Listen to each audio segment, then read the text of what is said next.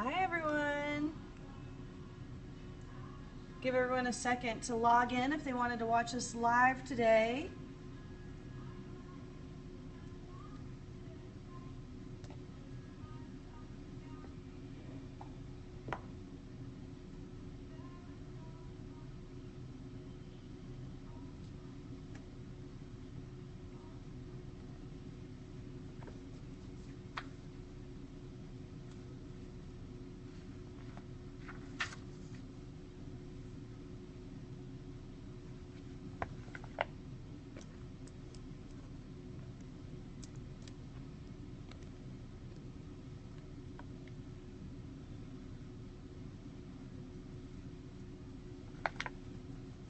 Hi. Hi everyone. Let me know if you can hear me okay. Just waiting to see who logs on. Feel free to share the broadcast if you'd like.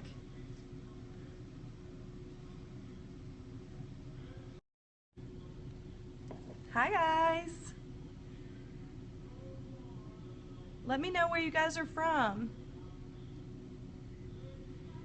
Well, I'll go ahead and get started. So last week for APPetizer Wednesday, I showed everyone how to take their iPad and connect it using a dongle or the VGA adapter, whatever you'd like to call it, to the projector so it can get up on the projector screen. So after that broadcast, I got 3 questions. One, a lot of people at Pellissippi know that I project wirelessly, so they wanted me to show them that. Also, projecting wirelessly might be a little more cost effective for a few of you guys. And then also, people noticed that I recommended to use goodnotes to project with, but some people want to know the difference between goodnotes and notability. So I was going to show you guys that, and that way we can see what it looks like on the screen as well. So I'm just going to unhook this. This is the AirServer website. I think AirServer still costs about $15. What it's going to allow us to do, and you can kind of see their little image here, where you have a computer, and you're going to take your mobile devices, which includes some cell phones and most tablets, and you'll be able to project it to the main computer. And since my main computer, again, is hooked up to a projector, I can use this in class to project my iPad in front of the whole class. But this is really good for some group work activities, even if you don't have a projector, if you just have a main computer screen like this, and that way you as the instructor can see what kind of work everybody's doing. So AirServer's website is www.airserver.com, and mine's on PC because it's opened on a PC, but again, it could be on a Mac and a few other mobile devices. So the first thing we need to do with AirServer is get it loaded to your desktop computer. And if you're an instructor here at Pellissippi, we would need to talk to our IT department in order to do that. Once it's loaded on your computer, then you want to come to your screen. You can set it up to automatically open, but come to your home button, whatever that might be for you, and it's just going to be under the company of AirServer. We want to make sure it's running before we try to actually project our iPad or anything like that. Now, nothing initially opens when you tell it to run. It'll just generate an icon down here in the bottom right. Again, this will be a little bit different for my Mac users out there. But this lets you know that it's running, and most of your AirServer systems, you would give it a name when you initially set it up. So mine has a name of BC284. There are some settings that you can change with this if you would like. So you can always click settings. I always recommend, if you're going to use this in a school setting, to use the password protection.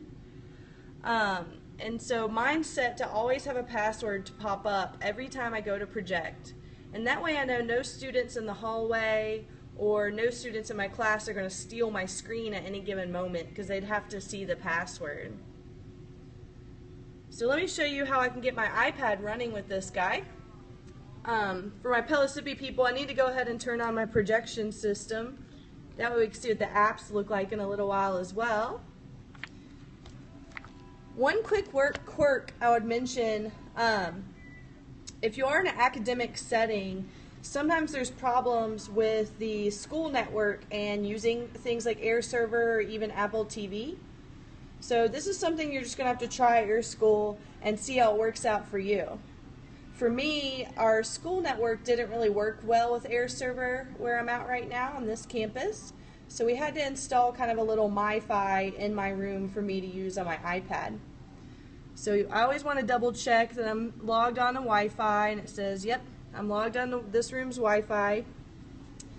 So once you have Air Server running on your main computer, and you have your Wi-Fi going on your iPad or whatever mobile device you're going to be using, for an iPad you can swipe up and tell it to AirPlay, and you should see the name of whatever you named your Air Server program pop up. So my Air Server is called BC284. On this campus we don't have many people using Air Server, but on the main campus sometimes 5 or 6 options will pop up here. So you want to make sure you're selecting yours, because in the event somebody doesn't have their Air Server set up to have a password, you might accidentally steal their screen. So we want to go ahead and switch it over to mirroring. You'll see here that it's asking for a password. On my main screen is where the password shows up.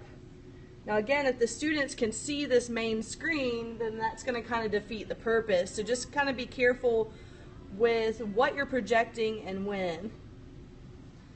So now I am successfully mirroring my iPad on my screen. So let's walk over to the projector so y'all can see what my students would be seeing right now. I'm in my actual classroom. Here's my projection screen. So you can see here's my iPad, and on the screen it's the exact replica of my iPad right now. So I could do things, if you have fun apps you like to use in your class, this is a good way to show apps in class to your students and things like that. So again, for the low cost of Air Server, if you want to be able to project wirelessly, this is a really neat app to try out. I've had a lot better results with this application than I have with some of the other mirroring applications that go directly on a desktop. But as an instructor, if you're wondering why do I want to be able to project wirelessly, let me go to the back of the room. As you can see right now, I'm walking around with my iPad. Over here in the right corner, that is the main computer we were just at. So even though a lot of instructors do like to lecture from the front of the room, here's my room, I like to be able to walk around. I want to be able to come over to my students and see how they're doing. So for me to be able to walk around my classroom was really important and something I was really happy to be able to add on. So that's really it with Air Server. Again, we're playing around with some Apple TVs on my campus as well. If any of you guys use Apple TV instead of Air Server to project wirelessly, let me know in the comments below or shoot me an email. So on the screen we can see this is my iPad, and you'll notice there's some other things going on right now. So there's actually a setting I didn't mention yet with Air Server. Over here you can have multiple things going at once. This is also good on your main screen, you know, if you want to access some websites while you're projecting. This is a little bit easier to use than when you're using something like Apple TV. So you're going to want to put view full screen in order to really maximize that resolution for Air Server and projecting your iPad.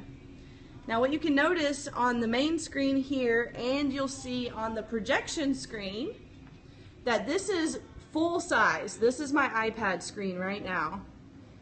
But unfortunately, some app developers haven't got up to speed yet with this. So you'll see with Notability and GoodNotes, the screen will appear a little bit smaller. And so since I've been projecting with GoodNotes for 4 years now, I've kind of learned that it's smaller so I can alter what my notes look like in order to take that into consideration.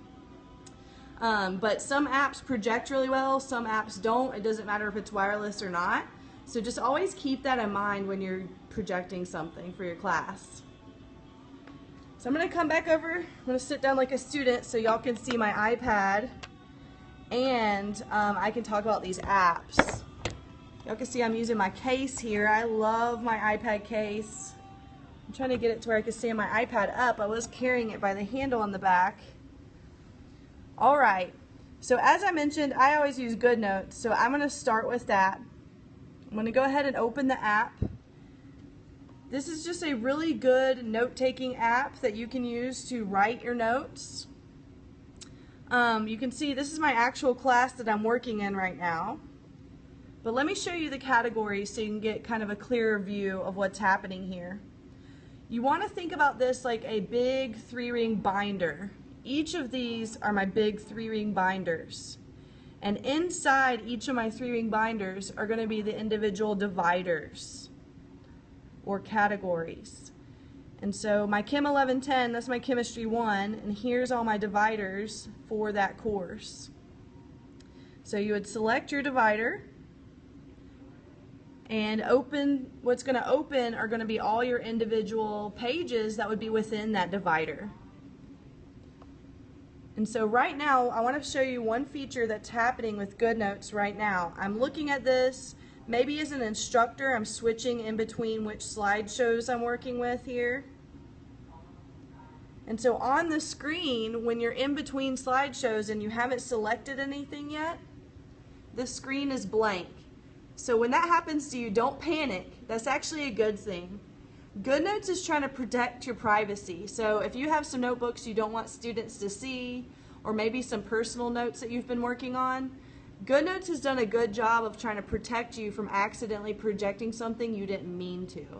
So until you select it here on your iPad screen, it's not going to show up on the main screen. So I'm going to go ahead and select a notebook. It does open where you left off. So here's the beginning page. It is not free. I think it might have a light version that you can try it out with one notebook. But currently I think it's about $7. So on my screen here, I pre-type my notes, but my goal with my students is to come in and handwrite all of these notes. So these are notes I've actually taken in class. So I'll use this screen kind of for a demo to show you some of the features. So you can see at the top here we have all of these different features. Some I'm very familiar with and some I'm not as familiar with. But again, I want to show you what's happening on the projection screen. Even though we have all of these features, on the projection screen you'll notice those features aren't showing up. GoodNotes is made to be projected. So it helps, again, protect your privacy, but also it's not going to show all the little intricacies of the app to the students. So that way the students can really focus on their notes that they're viewing on the screen. And as I mentioned earlier, you can see that the resolution of GoodNotes is a little bit smaller than full screen. So the first button you'll see here, this is just a way for you to easily navigate in between your slides. You know, maybe I'm writing on this slide, but then I want to go back to the first slide that we were working on. So that way it's really easy for you to go back and forth. In real time, the students will also be seeing that on the screen. You can also quickly add an image. You can take a picture in real time if you would like. This is actually something we do in my lab course often. I'll take a picture and put it in a notebook for the students to look at. You can insert an individual text box. That's actually not a feature I use very often, but sometimes I want to kind of take a side note from my typed up notes I was planning on doing, so I'll do the add page or add a page above or below. You can also import, and all of my files are stored on my Dropbox drive, so I can easily import another Dropbox file if I have it into GoodNotes. You can insert shapes and things like that. That's what this button is for. Again, this isn't a feature I'm super personally familiar with. So I'm going to go over here. The next one is, this is the drawing magnifying box. This box is crucial for taking good notes in class. When you click the magnifying box, a little box will show up on your screen. And down at the bottom, this is now the space you'll write in instead of writing on the screen. So again, let's look at the difference. Right now, I could write on the screen as is. But what you're going to notice is your tendency is going to be to write quite large. It doesn't need to maybe be that large for the students to be able to see it. And it's also going to be harder to write intricately without using the magnifying box.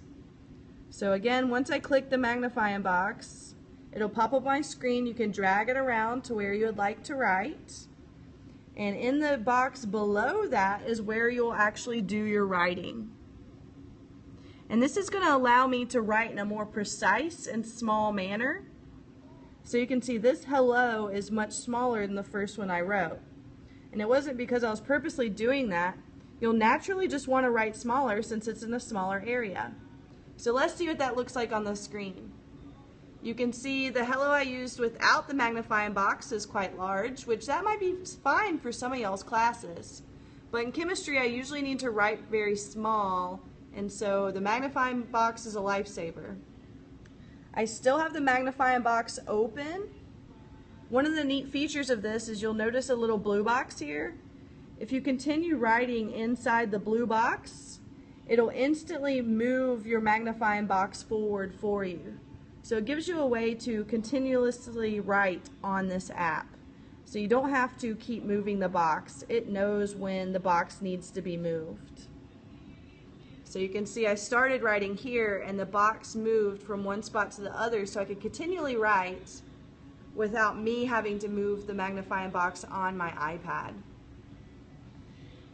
There is an eraser, of course. There's one within the magnifying box, and you can select your pen color within the magnifying box, or you can do it up at the top. Either way. So let's go ahead and erase this. If you push it once, it'll highlight the eraser. If you push it twice, you'll have your choice of size of eraser. So that way I can quickly erase this because these are my actual notes this semester. My students will be wondering what's happening. So you have the same pen options up here at the top. You might have a few more color options at the top. You also have a highlighter. Again, this is not something I personally use very often, but if you were maybe discussing a piece of text, that's something that you might want to use with your students. And again, in real time, anytime you write or highlight on the screen, it does show up for your students to be able to see as well. Same thing with the erasing. As soon as you erase it on your screen, it's going to erase on the main screen as well. Because we're just mirroring the iPad. It's just this app is smart enough to know, don't project the writing tools up at the top. Since GoodNotes is really focused on being able to be projected, it did add in a laser pointer feature, which is right here. If you hold your finger down, it's kind of hard to see on my actual iPad. Y'all might be able to see it if I go fast. There is a laser pointer, so let's look at the screen. This is a good way to reference something on your iPad without actually writing on the iPad. Again, this is actually one of the few apps that I've utilized that has a laser pointer feature that doesn't leave some form of permanent mark on the notes or on the presentation you're actually giving. And this button isn't very intuitive. The no writing button, that allows you to flip through without writing on your pages at all. And then you can quickly clear your page or export this. There's other options, but we don't need to go through all those right now. Again, all of these apps are very robust, so there's a lot of little things that you can do along the way. If you're wondering if my handwriting is poor because of the iPad, the answer to that is no. This is just what my handwriting looks like. But I have this set up so as soon as I back out of this, you'll see a little gray arrow. What that means is that's uploading to my Dropbox online. And I do allow my students to have access to my notes outside of the class. So as soon as this gets done uploading, the students can see the notes that I took in real time. It's not a recording of the notes, but it does allow them to see if they missed anything, or, students make mistakes every now and then. And so my students really love that I let them have that access.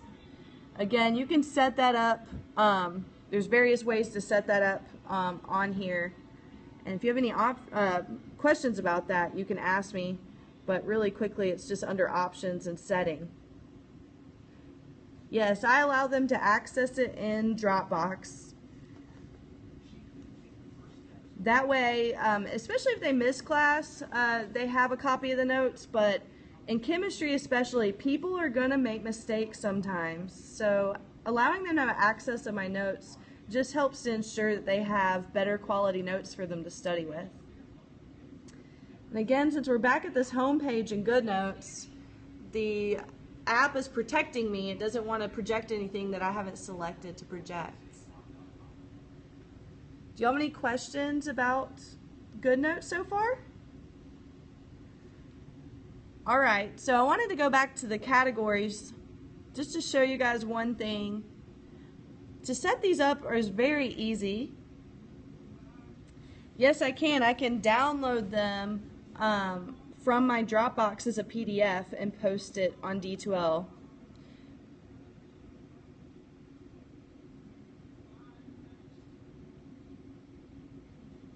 You're welcome. So to create a category, you would just push the little plus button. This app is very intuitive. Plus means add. And then whenever you delete something, it'll always be red. So it's kind of a warning, you're about to delete this. So just added a category. I called it TR. No reason for that.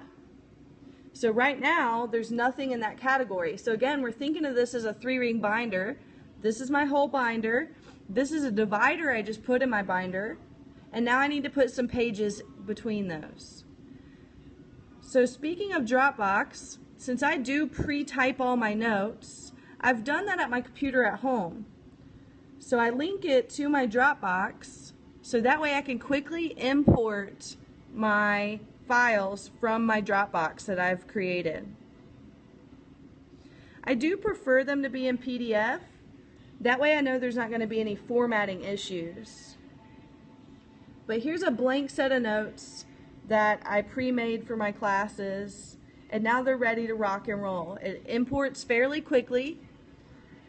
If you're going to import more than 100 pages at a time, I would just double check, that you have enough time for it to actually upload. Most of mine don't exceed about 25 or 30. Or you can just create a notebook on the fly. Maybe you didn't create notes that day, or maybe you just want to tell your students about something fun. So you can do that too. You can pick a cover and make it fancy if you'd like, but this is just plain paper now.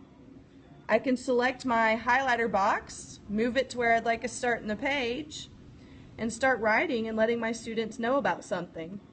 I do this quite often in my chemistry class actually. I'll import an image using the plus button. I'll bring an image in. In lab we take pictures of setups, how the reactions are going so students can kind of see.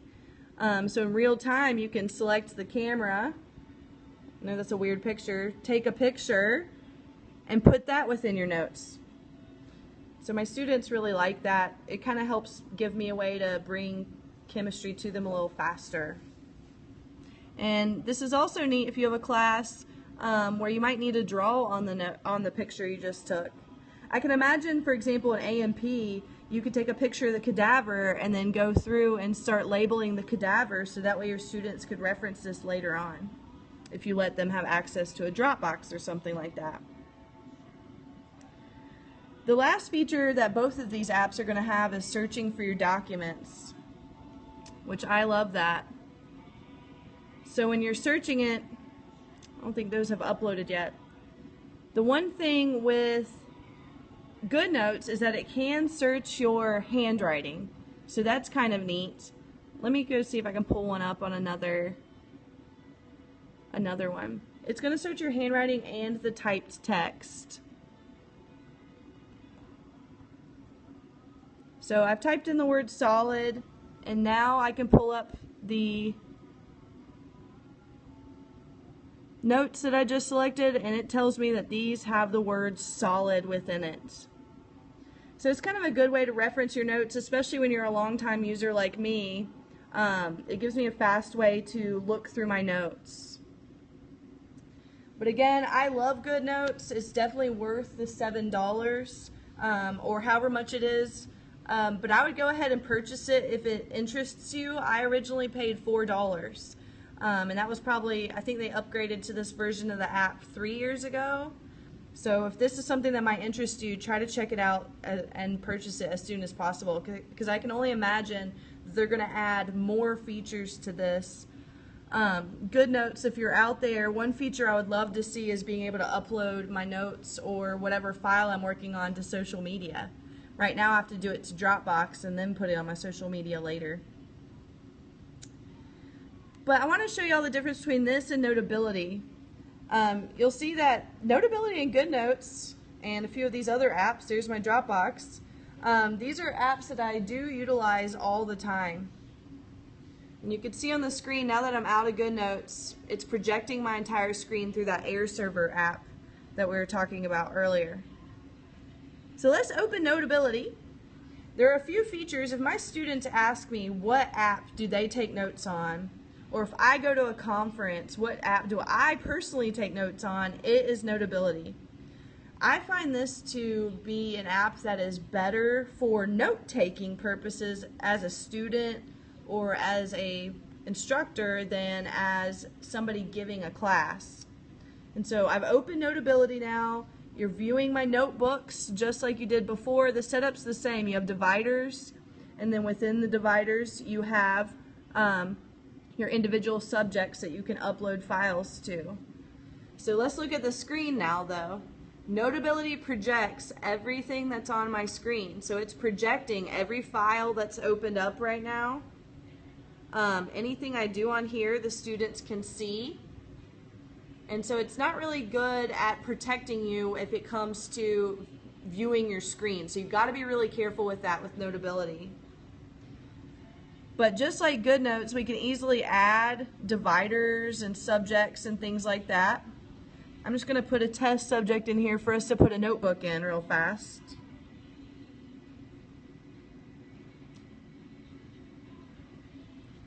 So this one again is not free, and I'm not sure how much this is. I would say probably about $5 or $6 as well. So here's the divider I just put in that says test. You go to the top right, it looks like a little notepad with a pencil, you click it, and you have a piece of notebook paper ready to rock and roll. So there's a few things that are going to be a little different about this. Again, you have a lot of features up here at the top. Now when we look at the screen here, the features that are up here at the top, you can see. And so it's not going to protect you or, visually make it a little more appealing for your students. And so you can type in text here. So as a note taker, some people prefer to take notes in text. So that's really nice. GoodNotes doesn't easily do that. But just like GoodNotes, it does have a pencil drawing feature up here at the top. Its magnifying glass is down here at the bottom, which again, for me, I really need that feature in order for my handwriting to look better. So in your magnifying window, just like GoodNotes, you can write in it. I do find the writing quality of Notability better, which is probably one of the many reasons I prefer it as my personal note-taking app. So if I continue writing, you'll notice that it still has that blue screen that we saw in GoodNotes that helps your magnifying window move forward. But again, on the screen, so I have the magnifying window open, which I have to have good handwriting. On the screen, it's showing me that. I can see the magnifying window. I can see where I'm actually writing. Now, I do have a few instructors that use this application to give their students their notes because they only wanted to purchase one, and this happened to be the one they purchased first. And they said students have not really complained about these two windows being distracting to them. But I don't know, maybe I'm a little more ADD than the average student. I would find it very distracting that there's kind of some things going on top of the area that I need to be focusing on as a student. But just like GoodNotes, you have a highlighter that you can use. an eraser feature, and you can easily add photos just like you could in GoodNotes. You could take one in real time as well. But again, I mentioned I use this as my personal note-taking app, and when I go to conferences and things like that, people talk about websites all the time. And that is one of the best things about Notability as a note-taking app is you can insert a web clip. If they give you the web address, you can just type it in at the top. Let's do Pelicipes. And you can go and it will be an active website. You can put it into your notes and you can reference this website at any time. So I could double click it and it would open up as an active website. Or if you're learning about the website, you can also draw on top of the website just like you would with drawing on top of pictures with Notability and GoodNotes. But I love that website feature. It is so fun. Another thing, and one of the biggest reasons I recommend my students to take notes with this is going to be this microphone feature. The website and the microphone feature are the two biggest features that Notability has as a note-taking app that GoodNotes does not have. But again, just as a reminder, Notability I don't use it to project with because you can see everything that I'm doing on my screen on the projection screen, which I find very distracting.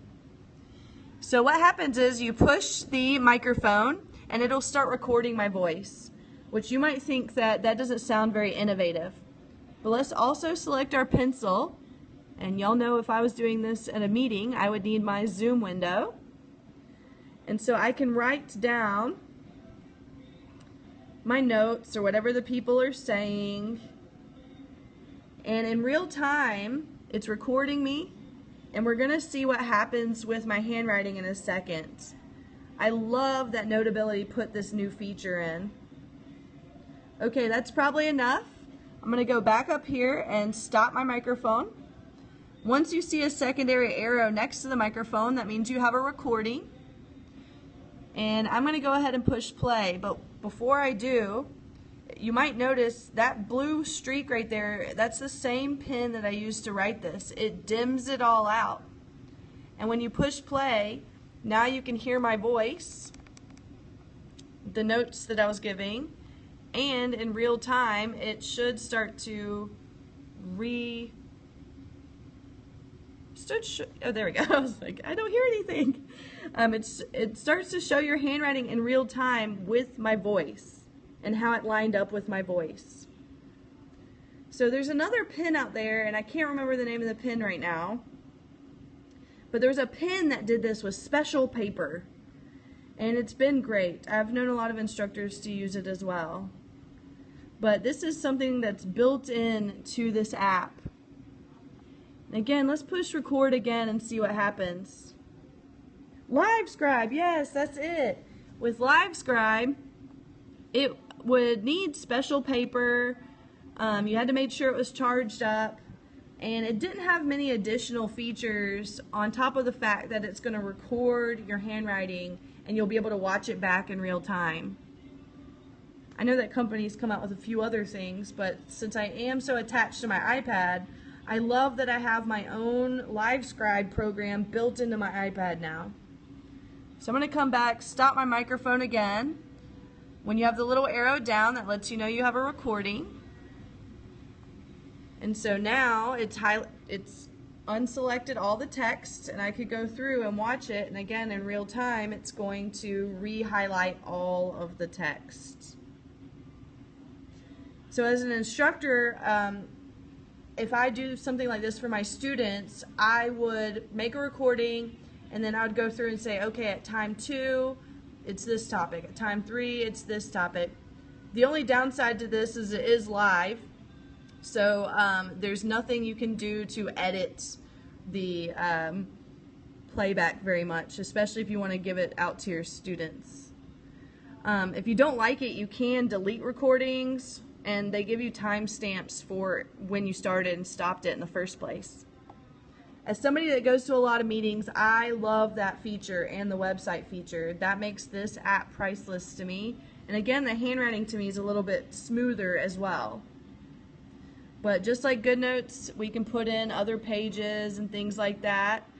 And we can also export this guy out to Dropbox to send to other people if we'd like as well. So just on the screen, I just went back to my notebooks. Again, you can just see everything that's going on here. So I would not recommend to use Notability to project with.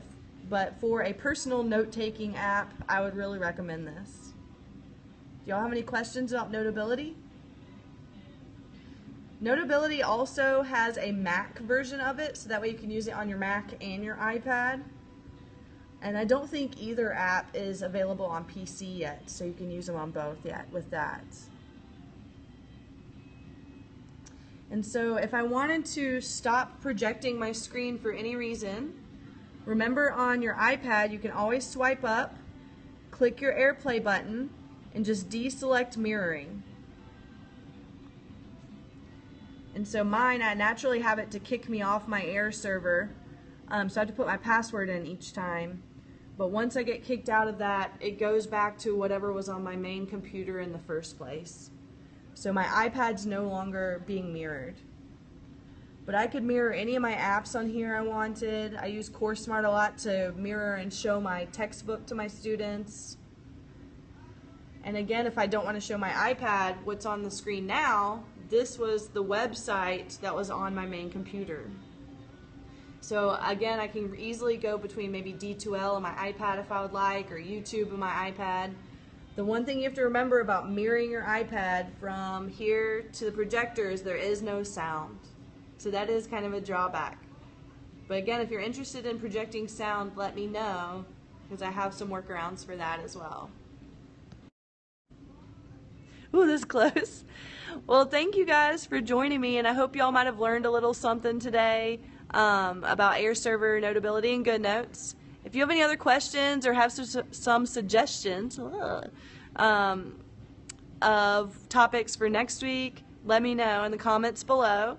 You can always follow me on my social media. It's at GlaznerChem, which is GLAZENERCHEM.